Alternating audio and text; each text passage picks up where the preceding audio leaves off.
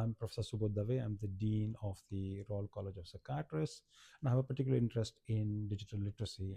We were the first college in the UK to introduce a digital literacy framework for our entire workforce. And I feel this is something that we really have to engage in, not just in the UK, not just in the developed nations, but across the world. We know that most people have smartphones or phones. Most people are accessing information digitally, and most people, including doctors and psychiatrists, are getting information about health from search engines like Google. So for us not to be involved in that place is actually counterproductive, because we all want trusted information and we want credible organizations to provide that information. And in ECP, I think could be doing that. I think in terms of thinking about how we make sure that every early career psychiatrist has the digital literacy to engage in social media, to create content, to curate content, and to question content where there is challenging content. Now, I don't think that we traditionally see that as our role, but I think we need to expand the way we think about ourselves, because the reality is that people are not accessing health by coming to outpatient clinics only. A lot of us Correct. are accessing health online, Yes. sometimes online official clinics, a lot of the times with online, I'll just say online doctors, or Dr. Google, as is often Absolutely. phrased. So I think it's important that we just individually and organizationally engage with these platforms. Okay. So for our ECP here watching us, what would you say is the first step towards digital literacy? What's the first practical step they can take today?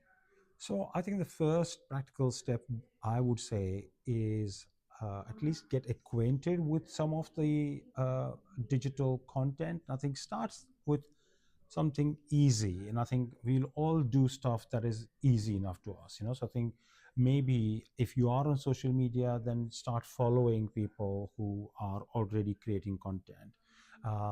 If you are talking to your patients, start there, I would say. I think so. Have a look at our digital literacy framework. That kind of gives a little bit more of a framework. But I would say, do we take a digital history with our patients? Maybe some of us do, some of us don't. And I think our patients spend so much of their time on social media. A lot of them do.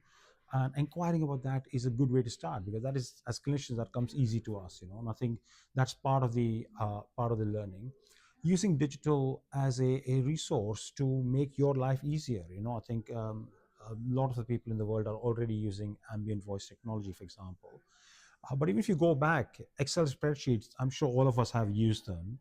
How do we use something like Excel spreadsheet to make our job easier? If you're a community psychiatrist, you have a caseload of 400, 500 patients. How do you actually use something like Excel spreadsheet to categorize people? Are my patients getting smoking cessation True. advice? Are my patients being advised about weight gain and metabolic syndrome?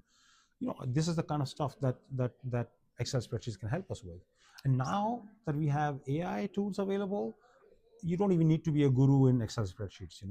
The AI tool may just do it for you. If you ask one of the ChatGPT, Gemini, whichever AI tool you might want to get acquainted with, play around with it. Ask it to examine and examine your data set, and then see if you can pull out information.